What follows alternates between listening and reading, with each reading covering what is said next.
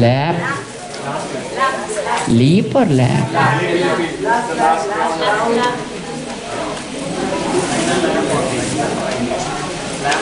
Why the stretch?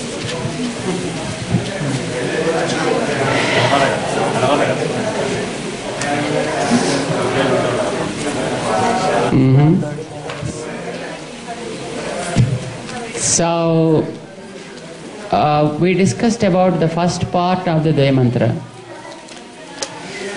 Dvaya Mantra has two sentences. Two sentences talk about something. Because two sentences from different parts picked up and made one mantra, so the name of that mantra became Dvaya Mantra. Two talking about one.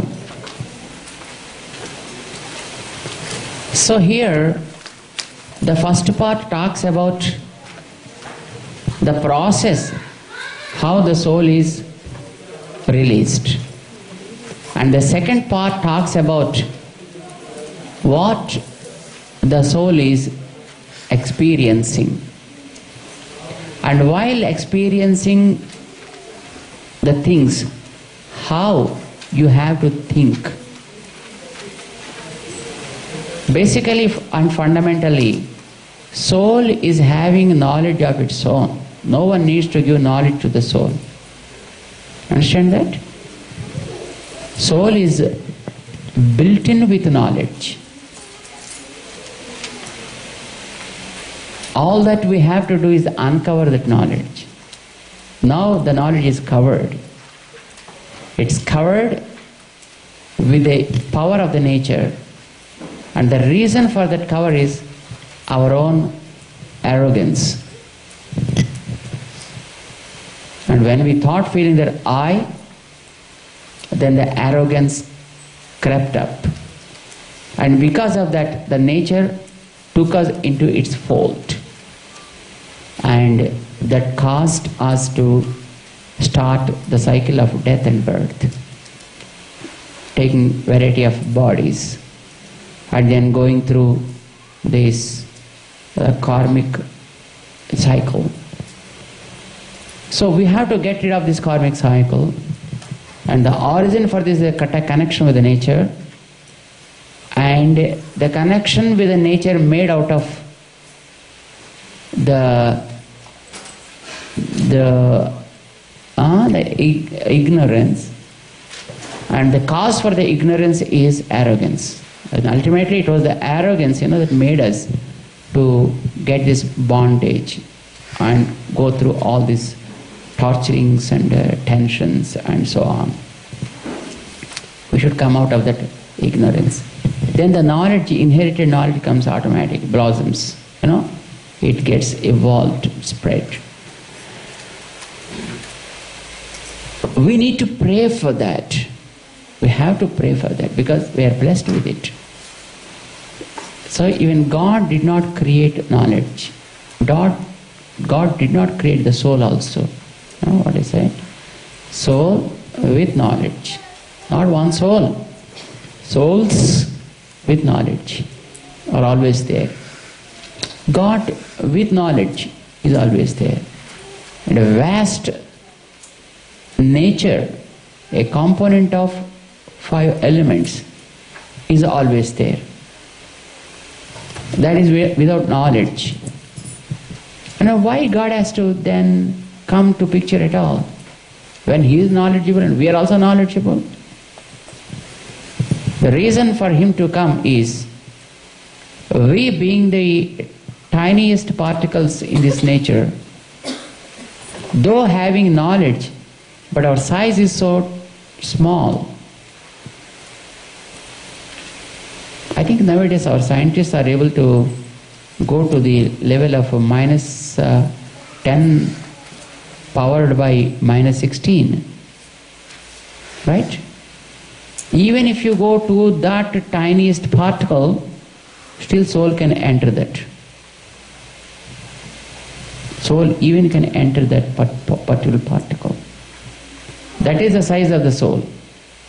Then you can imagine So, soul being small in size, but very great in terms of knowledge, caught up with the nature. Because as I said, it is tiny in its shape, in its size. And because it is small, it cannot understand everything.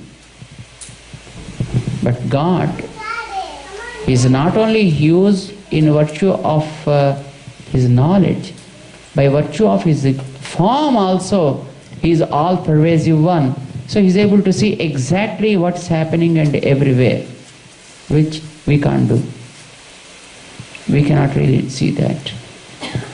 So He, being able to see everything, found the souls caught up with the nature because of their own problem, and then He came into rescue to help them.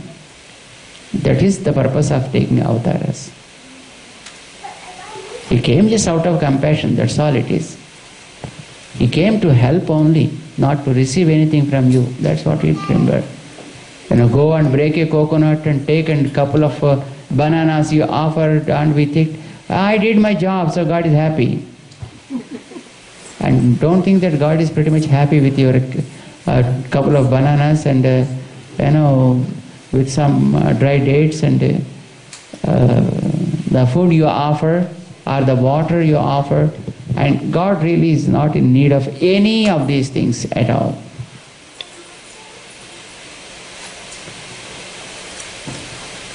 Because He is everywhere. He knows everything. But we feel like doing something, so we do it. That's all it is. And He tries to help the one who is sinking. His very purpose is to bring up the souls that are sinking into this ocean. That's all His mission is, for which He takes many a form. Why should He take at all? Only out of concern. That's it. There is no specific cause as such, but He is helping, and He keeps helping in future as well. We are knowledgeable and He is knowledgeable. That's what we need to understand. So all that bringing up and allowing us to be by ourselves is the greatest help we seek. He also does. So He doesn't give any knowledge to you. Okay, need not. And nothing else also may be given. You have everything with you. So we need to remember that first. Because He is helping us, then, and you are receiving it, be grateful. Now, after all, somebody give you something and you say thank you. Somebody gives you the way to go, to pass by, and you say thanks. Now, why you have to say thanks? But somebody gives you really something, then you can say thanks. But without that, just somebody is there and you have to say thanks. But God is really helping you a great deal to bring out, to come out of this, what you call that karmic bondages, from the ocean of ego. That is where He wants us to come out, bring us out. And then how grateful you should be. Somebody gave you a job, then you serve him, just like a slave. I've seen many people, they don't believe in God. Even they don't believe in their parents also, thinking that they did do nothing. They did not teach me anything. There are some people, they don't want to. What they did, then giving a body, what help they have to do really? That itself is the greatest of the helps, You are blessed with a body, with a heart, with a mind, with eyes, so many limbs. What a great thing they did. Be grateful to them. In addition to this, something given means that you spoil these things. That's what we are seeing with the children. We see children in Hyderabad, the parents are well off, or politicians or some people like that. And their children, right from the age 14, They go to the pubs. They go night at 10 o'clock, sit there till 2 o'clock or 3 o'clock or 4 o'clock at times, and they do all sorts of nonsense. And then, with a little control over them, they go home. If fortune leads them well, they reach home. Otherwise, we don't know what happens. That is the even today you can see that. It's because in addition to what is required really, they are giving you wrong things. We see children, I think like you guys, came up very well. Yeah. You studied by yourself and you came up because your parents did not give you millions, so you wanted to put your piece of brain, and that's how just you came up. And you're doing really good. If they give something, you spoil. If you don't give, then you start using something of your own abilities. In a way, that's good. It's right also, no? Don't you think that it sounds right? God is really giving us so much, helping us in coming out of these sorrows, coming out of these karmic bondages, coming out of the clutches of this samsara. I think no one can ever help this to us at all. So how grateful we should be. The gratefulness is something which we have to adopt. And gratefulness you may be having in heart but never express it. But be able to express also. Just come out.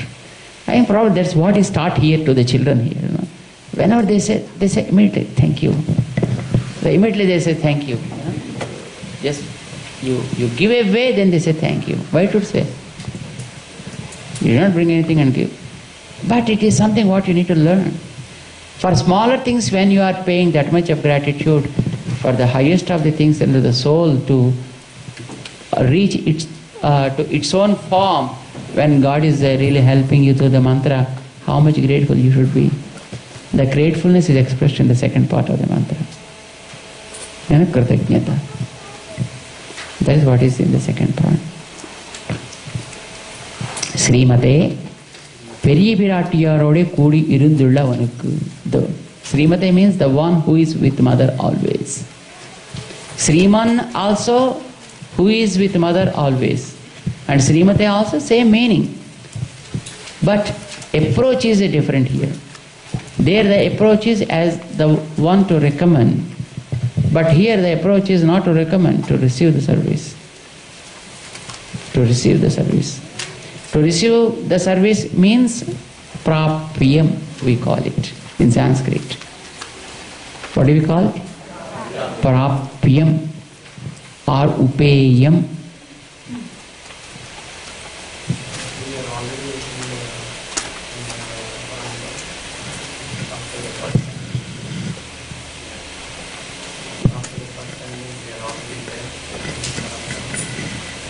What is the first sentence? After first sentence, yeah, we will be accepting him as the means. That's all. See, first of all, you have to accept. Then you have to fix up. Then you have to pray. And then, whenever he feels it is fit, then he comes and takes. Not necessarily immediately he takes it. And you don't want also that. So whenever the time comes, then only he comes, then only he picks you up. That's why I said, you prayed immediately, so he has to come and take you. No, he will not do that. Whenever and in whatever way just he wants, that only the way he will take any soul. Nobody's pleading, nobody's recommendation, nothing will work out on that. If somebody's recommendation also works, then he keeps quiet. And he never involves, he never peeps into that. That's what it is. So here, we are accepting him as the one who receives the services of ours.